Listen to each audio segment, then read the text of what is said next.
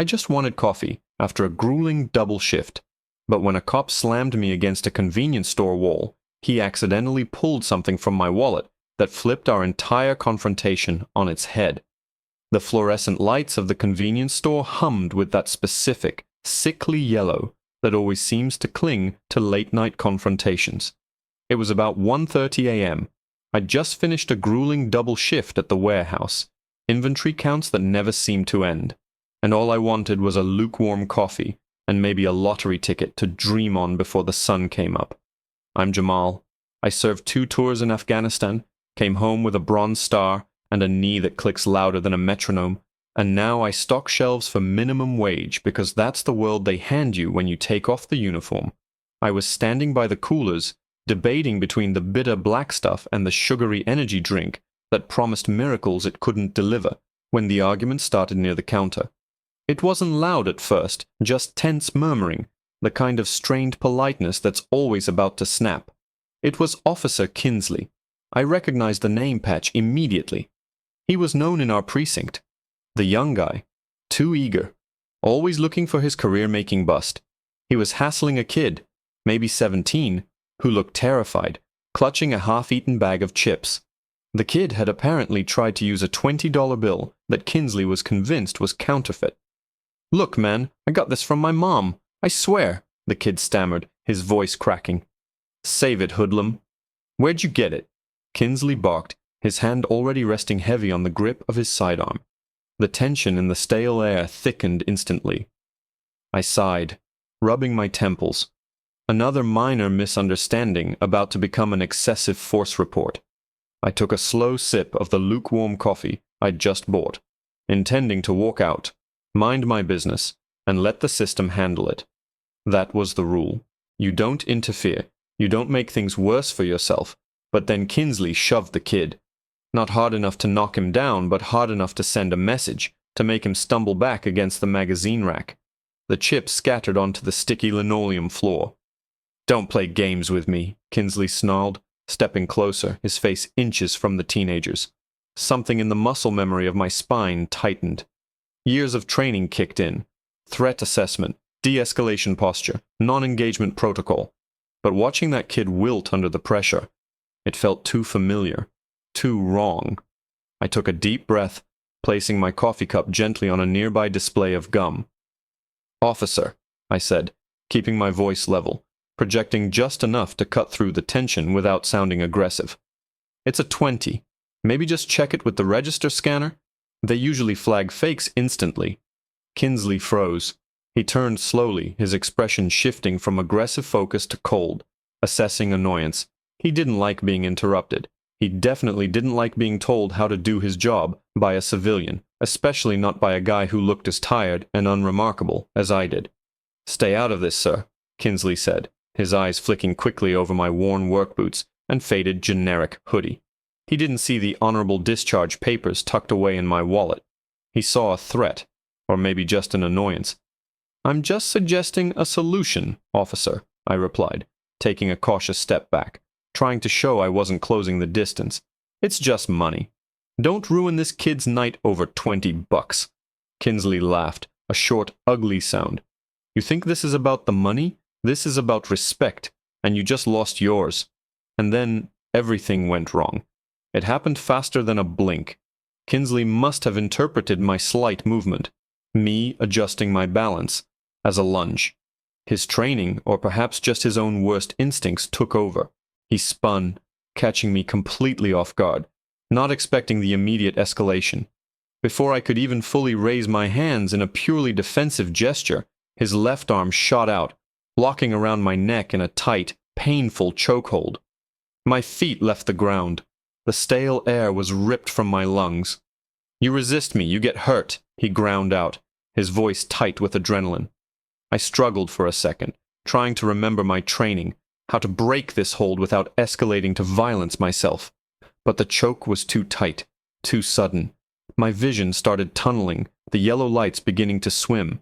Then, with a brutal shove that felt like being hit by a truck, he drove me backward. I slammed hard against the cinder block wall next to the lottery scratchers display. The impact rattled my teeth and sent a searing jolt through my bad knee, forcing a gasp of pain from my throat. My head cracked against the rough paint, leaving me momentarily stunned, dazed, tasting copper. Kinsley had me pinned, one heavy knee pressing into my chest, effectively crushing my ability to draw a deep breath, his face now inches from mine, contorted with barely suppressed rage. "Now let's see who you are," he hissed, already reaching for the handcuffs clipped to his belt, clearly intending to book me for obstruction, or worse. His right hand dove into the breast pocket of my hoodie, yanking out my wallet with unnecessary force. He flipped it open, presumably looking for ID. I tried to speak, to tell him I was a veteran, to tell him to back off, but only a weak wheeze escaped. I squeezed my eyes shut, bracing for the cold steel of the cuffs, trying desperately to claw back enough air to fight. His hand froze midway through, rifling through the plastic sleeves of the wallet. I could feel the shift in his weight, the sudden, rigid stillness that was far scarier than his aggression had been. The pressure on my chest lessened by an imperceptible degree. Then, Kinsley's breath hitched. It wasn't a gasp of exertion. It was the sound of a man seeing a ghost, or perhaps seeing something he was never supposed to see in this situation. His eyes, which moments before had been blazing with righteous fury, suddenly went wide and absolutely vacant, staring over my shoulder at whatever he was holding. He slowly, almost mechanically, lowered his hand, his gaze fixed on the item dangling from his fingertips. He wasn't looking at my driver's license. He was looking at the small, stiff, slightly worn, blue and white card I always kept tucked behind it, the one that felt like a piece of my soul, the small, folded identification card that certified me as the recipient of the Congressional Medal of Honor. The world seemed to tilt back into focus, the fluorescent hum regaining its irritating constancy. The kid who'd been arguing about the $20 bill was frozen near the discarded chips, his jaw slack. The tension hadn't diffused. It had transmuted into something heavy, almost radioactive, sitting squarely between the young, enraged police officer and the pinned, gasping veteran. Kinsley's fingers, which had been clenched aggressively around the edges of my wallet, now held the small, folded certificate with impossible delicacy. His thumb, which had been poised for the handcuffs, was now barely touching the engraved seal of the President of the United States. I could see the exact moment the realization hit him. It wasn't just an ID, it was proof of something monumental, something that belonged on a pedestal, not stuffed into the pocket of a man he'd just assaulted against a convenience store wall. "No," he whispered. It wasn't a word directed at me, but a sound escaping him, a sudden violent deflation. His face, still flushed from exertion, drained completely of color. The mask of authority shattered, revealing a raw, almost infantile panic underneath. He didn't move his knee from my chest, but the weight seemed to lift infinitesimally, allowing a shallow, ragged breath to scrape its way into my lungs. I coughed, trying to clear the burning in my throat, but I kept my eyes locked on his. I knew this look. It was the look of a man whose carefully constructed reality had just been irrevocably compromised. "Officer," I managed, my voice gravelly, still fighting for air. "The medal. You need to give me my wallet back." He didn't hear me. His eyes were darting everywhere, to the front window, checking if the security camera was blinking red, then back to the medal, then briefly, fearfully, toward the teenager, who was now shrinking further into the shadows near the soda aisle. This is real?" Kinsley stammered, his voice a high, thin wire. He lifted the certificate slightly, his hand trembling so violently the edges of the paper blurred. He couldn't reconcile the image of the exhausted black man he'd just brutally subdued with the icon staring back at him from the cheap plastic sleeve of the wallet. I pushed weakly against his knee, testing the waters. He didn't resist. He seemed utterly paralyzed. "Yes, it's real," I said, injecting a calmness I definitely didn't feel into my tone. I needed him to de-escalate, not because I feared the cuffs anymore, but because I feared what he might do if he felt cornered, now that the power dynamic had violently reversed. "I earned it in Helmand Province. Now please get off me." He stumbled back a step, as if scalded. The knee lifted completely. He took another step backward, bumping into the countertop displaying chewing tobacco. He stared at me, his expression a horrifying blend of awe, terror, and something that looked disturbingly like resentment. You could have told me, he managed, his voice cracking again. You could have said something. Why? I asked, pushing myself up against the wall, testing my aching limbs. So you wouldn't have put your knee on my chest, or so you could call dispatch and tell them you almost assaulted a Medal of Honor recipient. That hit him hard. He flinched visibly. He quickly shoved the wallet, still open, back toward me, the precious certificate half tucked back in. He was moving too fast, too jerky, like a broken marionette. Look, I didn't see the ID right away. It was dark, and you were resisting. He was throwing out excuses wildly, trying to reconstruct the narrative that would save his career, his pension, everything. I was trying to breathe, officer. I corrected him sharply, grabbing my wallet and stuffing it away instantly, protecting the fragile evidence of my service. I stood up fully, ignoring the throbbing in my knee, regaining my full height, which, even when tired, put me slightly above his eye level. The teenager finally found his voice, a squeak of terror. He didn't resist. He just told you to slow down. Kinsley whipped his head toward the boy, his professional rage returning, but now it was underscored by sheer desperation. You stay out of this, you hear me? This is between me and him. He pointed a shaking finger at me. That was the point of no return. Kinsley had gone from an overzealous cop to a man facing ruin, and desperate men do desperate things. He looked at the teenager, then back at me, his eyes narrowing dangerously. He was making a calculation. Eliminate the witnesses. Before I could react, before I could even process the shift, Kinsley dropped his focus from the wallet entirely and slammed his palm down hard on the silent alarm button beneath the counter. The one that didn't just call for backup, but signaled an officer in extreme distress. Then he did something truly insane. He lunged, not for his weapon, but for the heavy, glass baseball bat display case meant for novelty merchandise, clearly planning to smash it and frame the initial confrontation as a violent robbery gone wrong. He was creating chaos. He attacked me. Call it in, Kinsley roared into his shoulder mic, his voice already distorted by the radio crackle. Suspect is armed and dangerous. He resisted arrest violently. The precinct was going to descend on this location like a swarm of angry hornets in under 3 minutes, and I was going to be the heavily decorated vet who allegedly attacked a patrol officer after robbing a store. The Medal of Honor was in my pocket, but Kinsley had the radio, and he had just branded me the aggressor. The sound of Kinsley's desperate cry echoing through the mic. Suspect is armed and dangerous, cut through the buzzing of the coolers like a physical blow. The teenager shrieked and dove behind the counter, presumably trying to hide amidst the cigarette cartons. I didn't even register the pain in my knee anymore. It was eclipsed by the adrenaline surge that accompanied the absolute betrayal of the badge. I didn't run. Running validates the lie instantly. Instead, I did the only thing I knew how to do when pinned by a sudden, aggressive threat. I went on the defensive, utilizing the limited space. Kinsley swung the glass bat display case like a Neanderthal club. It was slow, clumsy, powered by panic, not skill. I ducked low, the air whistling over my head where my skull had been a second before. The case smashed against the metal shelving unit where the energy drinks were stacked, sending cans spraying everywhere like silver confetti. The resulting noise was deafening, a cacophony of shattering glass and hissing aerosol. "Stop resisting!" Kinsley yelled again, his voice cracking with frantic desperation as he fumbled to regain his grip on the broken display's handle. He was buying time, setting the scene for the backup that was seconds away from bursting through the door. My mind was racing, analyzing the threat matrix. If I subdued him physically now, using techniques honed in the desert, I'd be proving his radio call correct.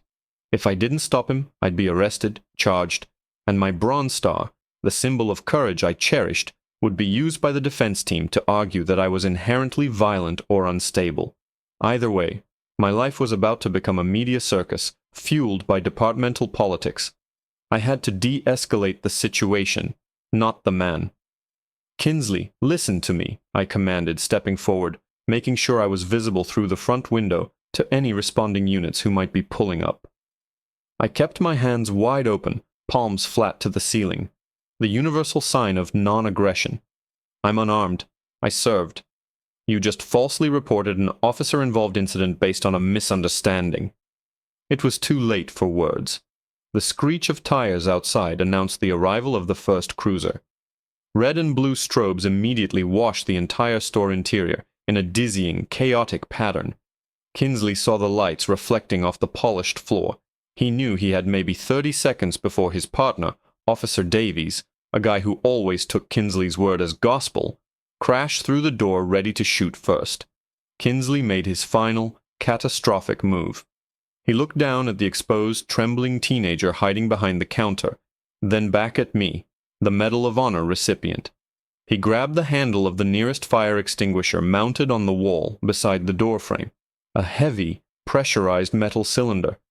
"He's got the kid hostage!" Kinsley screamed into his mic, his voice raw with manufactured terror. "The vet has a hostage. I'm attempting to secure the situation." The door burst inward. It wasn't Davies. It was two officers, guns drawn, identical muzzle flashes lighting up the interior. They didn't pause to assess. They heard hostage and armed vet and went straight to containment protocol. "Drop the weapon. Hands where we can see them," a voice boomed, amplified by the hallway acoustics. Kinsley was holding the fire extinguisher like a shield, positioning himself subtly between me and the new officers. He was effectively painting himself as the protector who was currently controlling the hostage-taker. I was trapped. My hands were up, but Kinsley had the narrative, the immediate backup, and the prop of the fire extinguisher. If I moved an inch to challenge him, the first officer to shoot would be justified in their mind, because according to Kinsley's last radio transmission, I was holding a teenager hostage. I looked down. The teenager, seeing the guns trained on the general area where he was hiding, panicked completely. He scrambled out from behind the counter, not toward the clear exit, but directly toward the nearest officer, screaming something unintelligible about the $20 bill. This final, erratic movement sealed my fate. The officer nearest the door saw a frightened civilian suddenly charging the line of fire, right where Kinsley was standing guard. In that split second of pure confusion, Kid emerging, Kinsley holding a heavy object, me standing with hands raised, the officer made the only decision his training allowed. He didn't shoot Kinsley, he didn't shoot the kid, he didn't even shoot me, because my hands were raised. Instead, he fired one loud, terrifying warning shot directly into the ceiling tile above the counter, hoping to freeze everyone in place. The explosion of plaster dust and sparking wiring was the loudest sound I had ever heard outside of an IED detonation. The teenager let out a strangled, choked sound and crumpled to the ground, clutching his ear, disoriented but thankfully unharmed by the bullet itself. Kinsley, shocked by the gunfire so close, dropped the fire extinguisher with a heavy clang. And then, through the settling dust, I saw the reflection in the shattered glass of the broken lottery case. It wasn't just the two responding officers who had arrived. A third car had pulled up outside, and standing framed in the doorway, hands gripping his own sidearm, was Officer Davies, Kinsley's partner, looking utterly devastated and confused at the scene of chaos, his eyes sweeping over the scattered chips, the broken glass, and finally, landing on me, the decorated veteran, standing silently in the strobe lights, already surrounded by cover officers, while Kinsley was scrambling to his feet, visibly recovering from his feigned distress. But Davies didn't look at Kinsley. His gaze locked onto my left breast pocket, the one where I kept my Congressional Medal of Honor folded securely, the fabric barely containing the shape of the heavy bronze star underneath. And in that instant, staring straight at Davies, I realized Kinsley hadn't just lied on the radio to protect himself. He'd lied specifically to ensure that the first thing any arriving officer saw wouldn't be him losing control, but me, the black veteran, looking like a monster threatening the establishment. And Davies, seeing that medal, would understand instantly, not the full truth, but the terrible implication of a celebrated hero being cornered by his own partner. Davies's face was a study in terrible clarity. He wasn't just seeing a chaotic scene, he was seeing a nightmare scenario validated by the worst possible evidence. A Medal of Honor recipient being forcefully subdued by his partner, right next to a terrified civilian casualty. For Davies, the implication was instant and devastating. Kinsley hadn't been attacked. Kinsley had escalated against a highly decorated service member, and now Kinsley was lying to cover it up, putting everyone, including himself, in jeopardy.